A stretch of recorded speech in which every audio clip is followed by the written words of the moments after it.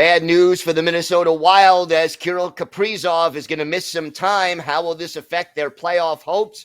And we have some more on the Mikko Rantanen trade and the early returns for both teams. All that and more coming up on today's Locked On NHL podcast.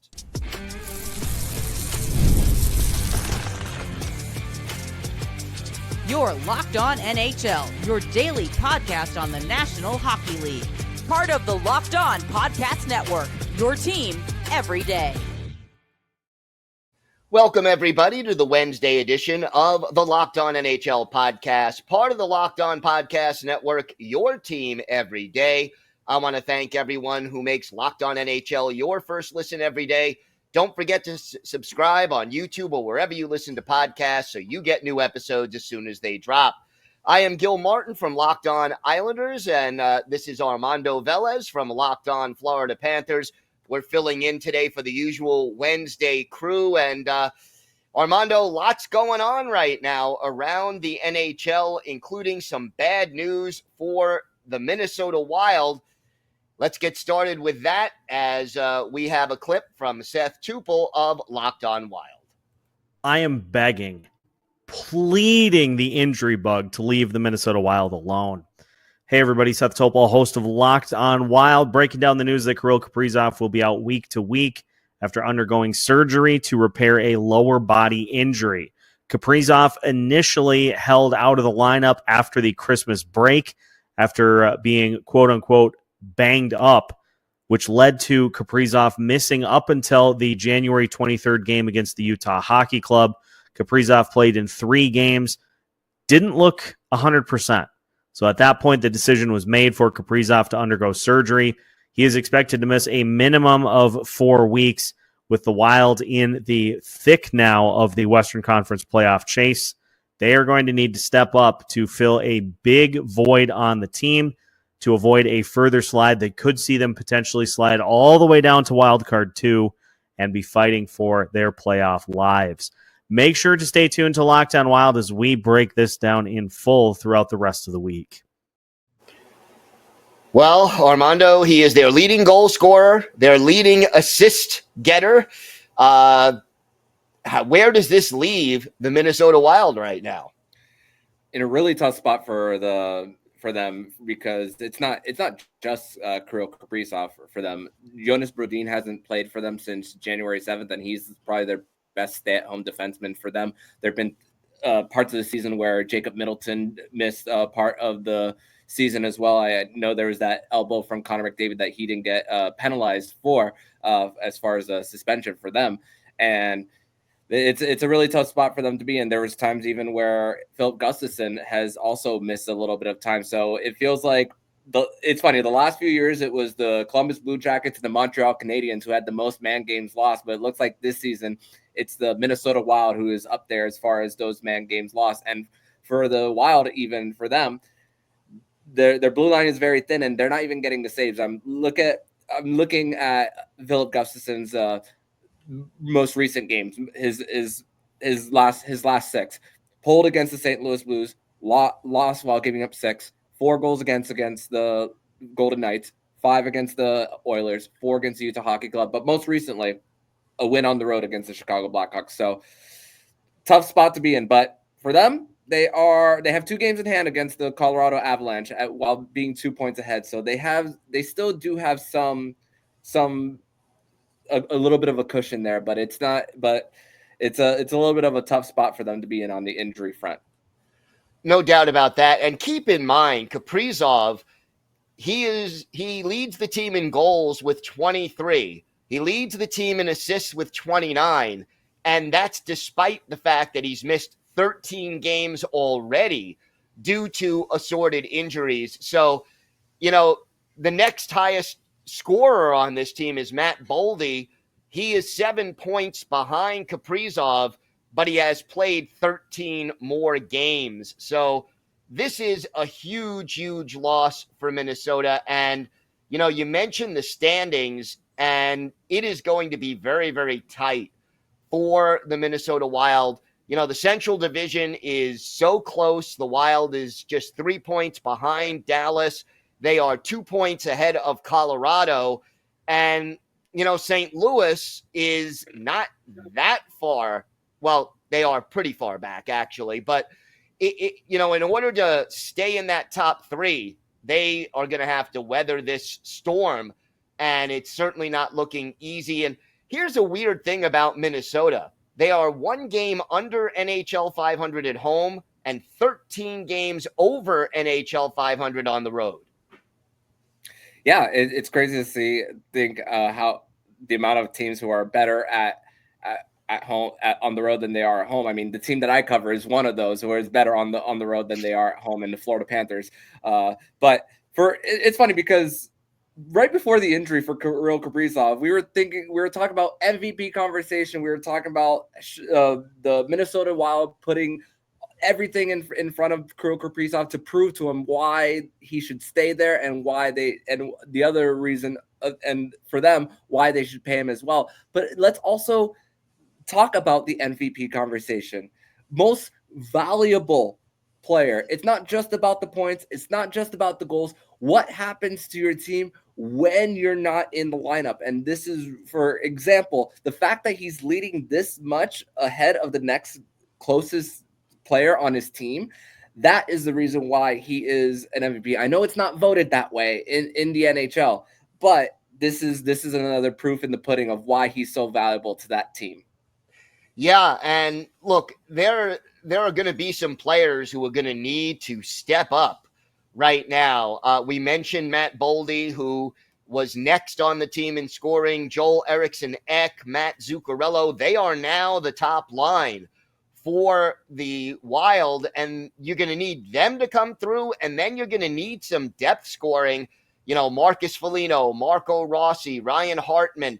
These are guys that are going to have to step up and really improve their games in order for the Wild to remain competitive. And keep in mind, Kaprizov is also very good on the power play.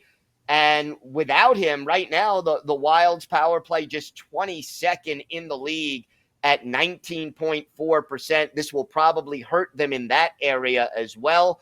And we all know how important special teams are in close games. Yeah, and 15 of his 52 points are on the power play for Kirill Kaprizov, and also 4-game winning goals for him as well, and also at even strength for him. He's a plus 19. That's how it's incredible. I know plus minus isn't the be all end all stat for the NHL, but that's also goes to show how much of a difference maker he is when he's on the ice. And this is an issue that we've been discussing about the Minnesota Wild even in the last few years, even before them making a little bit of a great start this year, about the needing of the help around Kirill Kaprizov. I know there's going to possibly be more of that once the buyout money is off their books from Zach Parise and Ryan Suter for them. But still, it's been an issue for them getting the depth scoring around him. So it's gonna be tough to know where they get it from, and the answers are gonna have to come in-house for them. But based on what we've seen over the last few years, I wouldn't count on it for the Minnesota Wild there. So it's going to really have to be still playing low event games, getting some saves, and at least grinding some of those 3-2, 4-3 type of wins for them. Yeah, you got to figure they've got to win some low scoring games without Kaprizov, because even if some of these guys that we mentioned do manage to step up, I can't see them replacing Kaprizov's production. And week to week, the NHL is so vague about injuries, but it seems to me that week to week means that he's not going to be available until after Four Nations. Yeah, and even he wasn't going to be playing in the Four Nations anyway for them, so that he was going to get that rest. So you're thinking when the NHL resumes on February 22nd for them, that is going to be enough time that's going to fit in the timeline for him to come back. So that's gonna be good for the Minnesota Wild, and thankfully for them, they created a good enough cushion for them to at least still be in the playoff hunt for them. As far as where they finish, that remains to be seen. Yeah, and if they can hang on to a playoff spot and manage to get Kaprizov healthy and back into game shape for the playoffs, even though they may be a lower seed, they could probably still do some damage if everybody pulls together and they get some solid goaltending. So that all remains to be seen, and we'll see how the Wild respond. Four Nations, the timing of it actually may help them a little bit because Kaprizov may miss 4 weeks, but only, 2 weeks of games. Yeah. And I'm not sure how many back-to-backs they have. I mean, I know everyone in the NHL has been experiencing the cram schedule of getting a whole bunch of back-to-backs, and just in order for the NHL to finish on time in at least the regular season in mid-April, and even the playoffs in late June. But the fact that they're getting these that week and a half of no actual NHL games for them, it's going to be beneficial for the Wild. No doubt about that. All right. Well, the Mikko Rantanen trade was the talk of the league over the weekend, and we're going to take a little peek at how both the Hurricanes and the Avalanche are handling that. We've got that and a lot more still coming up on today's Locked On NHL podcast. Today's episode is brought to you by FanDuel. Super Bowl 59 is here. One game, two teams, endless possibilities. And there's no better way to make every play more exciting than with FanDuel Sportsbook. Whether it's predicting the first touchdown, calling the MVP, or even betting on the coin toss, FanDuel makes it easy to get in on the action. With live betting all game long, you can adjust your bets as the game unfolds and feel the thrill from kickoff to the final whistle. The live betting feature lets you stay involved no matter what happens on the field, and the app is super easy to navigate. Plus, knowing that you could place a $5 bet and potentially win $200 in bonus bets for the Super Bowl, that's the icing on the cake. Download the app or head to FanDuel.com to get started. Bet just $5, and if you win, you'll score $200 in bonus bets. That's FanDuel.com. FanDuel.com. Bet with FanDuel, official partner of Super Bowl 59.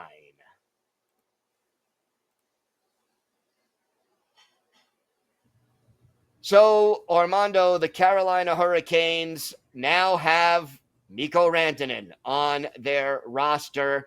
And, the old adage in the NHL is if you get the best player in a trade, you're most likely the team that's going to win that trade. Let's start off with your thoughts. Who do you think got the better of this deal between the Hurricanes and the Avalanche? I do think the Hurricanes did get the better end of this based on just the offseason conversation of the Hurricanes, based on what they lost, bringing in a new GM, and then guys going out the door for them. For example, some of the guys like Brady Shea, Brett Pesce for them on the blue line for them. But still, the system that Rod Brindamore plays is very puck possession heavy for them. And the fact that Mikko Rantanen is, for them, it has scored 100 points in the last few seasons, and they're already a heavy possession team. I think that's very beneficial for getting the puck on his stick more, and for them to create more of that, more of those opportunities for him. So I think it's actually a really good fit for the Carolina Hurricanes there. And I mean, and also Marty Necas also got what he wanted there for the Hurricanes. Because the contract negotiations, they weren't going to give him a long-term deal. There was a possible trade to Buffalo that eventually fell through for them. So he eventually got what he wanted for himself there. But on the Carolina Hurricanes side of things, this is no, even if you don't retain Mikko Rantanen after this, the Carolina Hurricanes have an embarrassment of riches when it comes to cap space, and the expiring contracts are gonna expire this year. Look at this go. The UFAs, a 33-year-old Taylor Hall, Mikko Rantanen is part of it. Jack Roslovic, 28. Jesper Fast, 33 years old, who's not playing this season. Tyson Jost, 26. Dmitry Orlov, 33. Brent Burns, 39. Most of the players I just listed to you are 30s are mostly in their 30s. So in what was supposed to be a gap year, for a quote unquote gap year for the Carolina Hurricanes, they are still pushing through a top two in the Metropolitan Division, and they get a superstar with a chance with a lot of cap space. And the fact that escrow has no longer being taken out of players' checks this year in the NHL, which means the salary cap could be even higher. Carolina could pay him. They could. They very well could. Now, he has to agree to it. Mm-hmm. And obviously, there is always that temptation to test the market. But what about this? One of the best reasons, or one of the biggest influences on Rantanen, could be his fellow countryman and now new teammate, Sebastian Aho, who happens to be playing center with Mikko Rantanen on his left wing now in Carolina. What do you think about the fact that Aho and Rantanen are on the same line, and that Aho could help maybe convince Rantanen to stay in Raleigh? I think that's very beneficial. I mean, Mikko Rantanen did attend Sebastian Aho's wedding a few years ago, so there is that relationship off the ice for the two, and the fact that they're also going to be playing in Four Nations together, that's another benefit for them. So it's a good opportunity to continue that relationship, and the fact that they're in the same locker room, they have an opportunity to travel together more. That gives them an opportunity to at least give them a chance to sign him into a long-term deal. And this is unlike Carolina. They don't usually go after the big fish. They tried last year, and they tried circling back to Jake Gensel right before free agency, but by the time they got back to him, Jake Gensel said it was too late, and then that's when they traded his UFA rights to the Tampa Bay Lightning. So this is something a little different that the Carolina Hurricanes have been doing lately. They've been doing arena renovations for them. So it's also now the management group, owner, front office, they're investing in the product on and off the ice. So that this is beneficial for growing the Carolina Hurricanes brand. Do you see do you see Rantanen appreciating Rod Brindamore's coaching style? Listen, it's a system that has gotten them to the playoffs multiple years. They haven't gotten past the Eastern Conference Final. The last 3 trips for them have resulted in sweeps for them, but they are in contention every single year. And sometimes you just need that 1 year to break through for you. I mean, the odds at FanDuel have the Carolina Hurricanes right now as the favorites in the entire NHL to win it. Crazy enough, after that trade, it's crazy how that flips for them. But once again, like I mentioned, the fact that the Carolina Hurricanes are a heavy possession team, they have a solidified blue line. There's still questions about goaltending health, not goaltending talent, goaltending health for them. I do think Pyotr Kochetkov could be a number 1 for the Carolina Hurricanes if the health is there. For them, it's just a matter of just it going through a 2-month playoff grind for them, which the Florida Panthers and the Carolina Hurricanes are very similar to one another. So that is a system that I could see possibly work in Carolina. We shall see. What about Taylor Hall? I mean, they also get him. I don't want to overlook him. He's playing on the second line. And by the way, both Rantanen and Hall 1 assist each in their first 2 games with the Canes. But what does Hall add to the mix?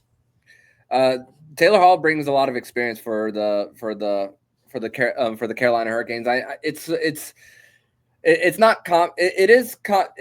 not as uncommon as people like to say about number 1 picks going from team to team. I mean, now this is like his 5th or 6th team, and for Taylor Hall. But the fact that the resume that Taylor Hall has and putting it into the middle 6 for the Carolina Hurricanes right now, he's on a line with Jesperi Kotkaniemi, who's still very young, Andrei Svechnikov, who's also could also lead a team in scoring each year for them. So he's a guy who also brings a little bit of grit and tenacity for the group there in Carolina. So I think it's just an outstanding trade. And just like Greg Wyshynski of ESPN tweeted, we got to get more nerds into these front offices, because what Eric Tulsky has done in his short time in Carolina is just remarkable for them.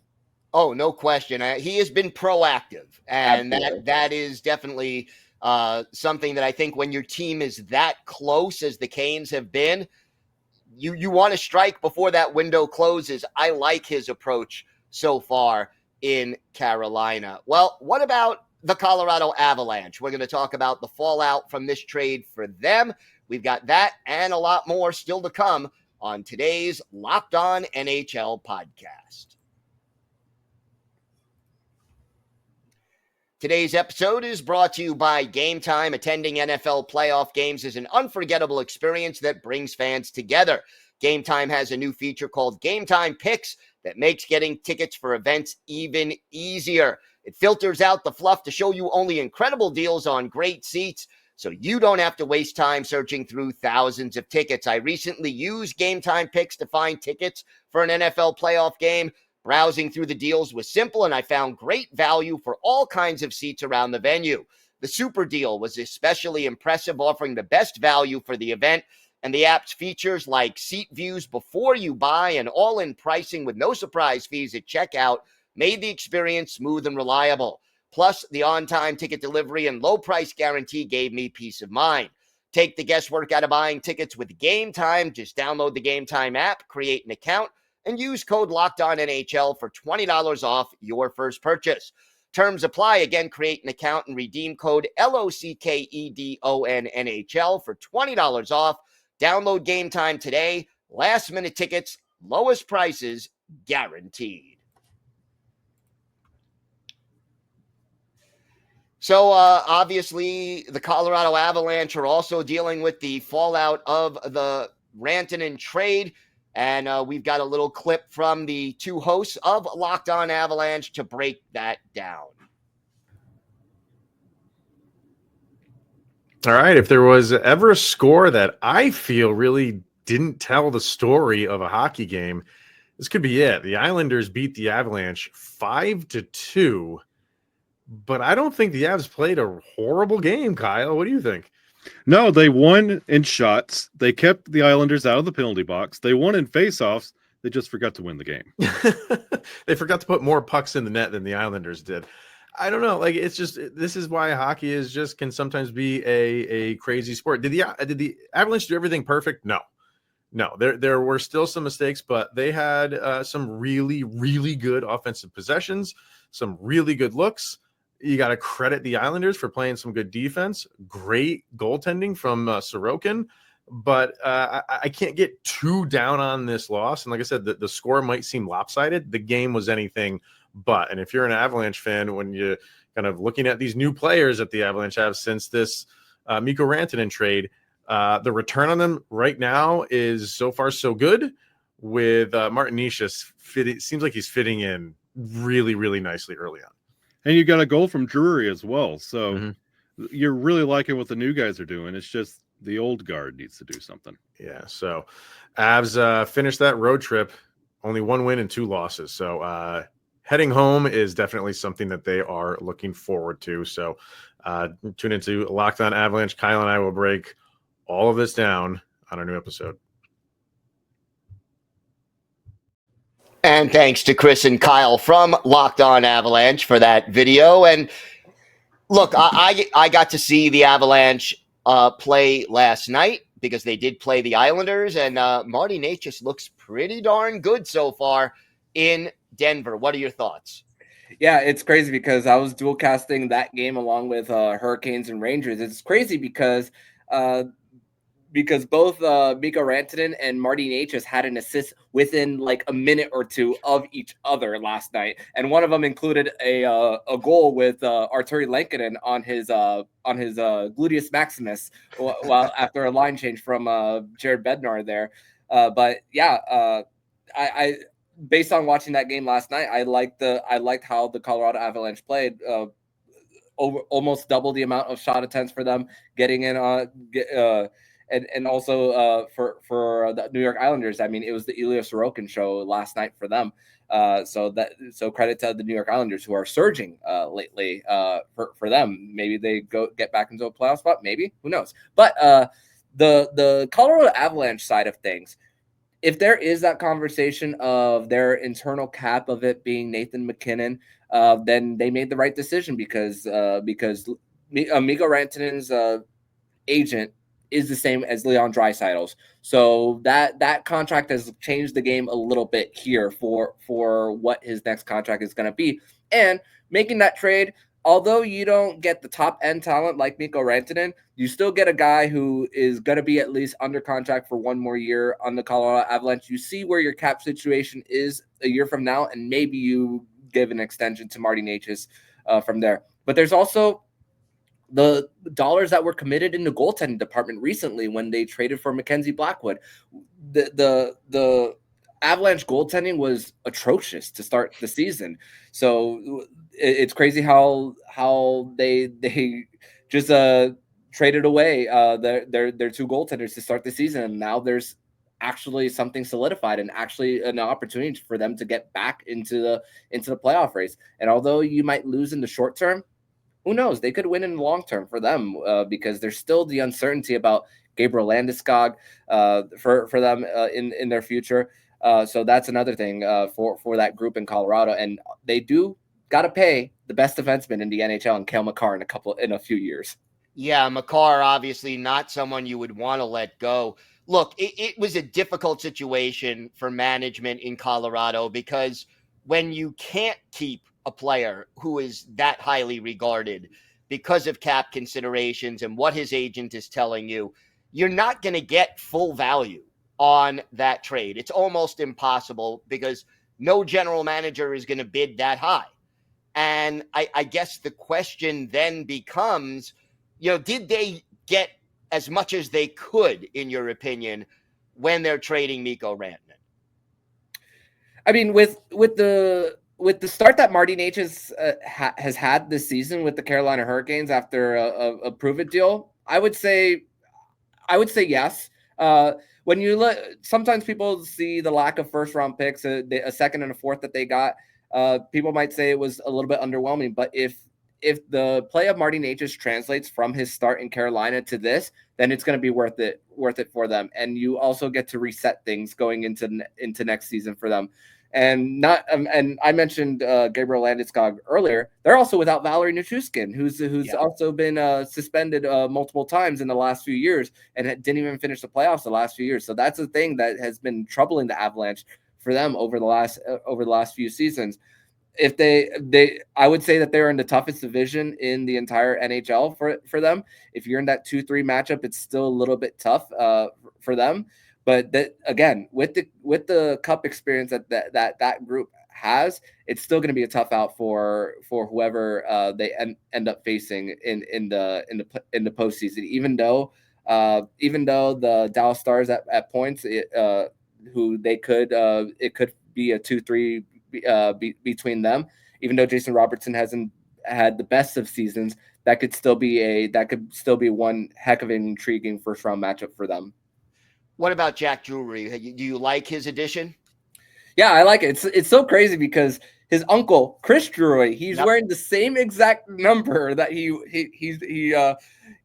that his uncle wore. It's crazy. Going back to the Carolina Hurricanes, Riley Stillman, number 61, wore the same number as his dad, Corey Stillman, when he was playing with the Carolina Hurricanes. Yep. That also happened when Riley and Corey played with the Florida Panthers. So it's so crazy to think that family connection and wearing the same number that carrying it on. So Jack Drury, I like the addition for the Carolina Hurricanes. It helps them create a little bit more of depth in their lineup for them. And and for the Colorado Avalanche, going back to that, when you win, the bill comes due, and sometimes you lack depth. And this is what Chris McFarland is trying to prevent, being too top heavy for them. And sometimes you need to be able to replenish things a little bit in order to remain competitive and to not remain stagnant. I mean, the LA Kings at one point had to go to a soft retool for them in order to get back into contention. Although there's still questions on whether they can win multiple rounds for the Kings. There's still a little bit of that growing pains from their core that has gotten a little older, who's won a cup. So you got to be able to readjust things as years go on. No question. And look, top heavy teams generally do not go on long playoff runs because if you're relying on one line in a 7-game series, they can shut down that one line. And if you don't have secondary scoring, you're not winning 4 games out of 7 most of the time. All right, Armando, I want to thank you so much for doing this. I want to thank you for making Locked On NHL your first listen today. For your second listen, find Locked On Fantasy Hockey. Become a fantasy hockey expert and get the edge over your league mates with daily tips from our hosts, Steele and Flip. Find Locked On Fantasy Hockey on YouTube or wherever you listen to podcasts. It's part of the Locked On Podcast Network, your team every day. Don't forget, we are here every day, Monday through Saturday, bringing you the biggest stories from around the hockey world. I'm Gil Martin. He's Armando Velez. Thanks for listening to and watching the Locked On NHL Podcast.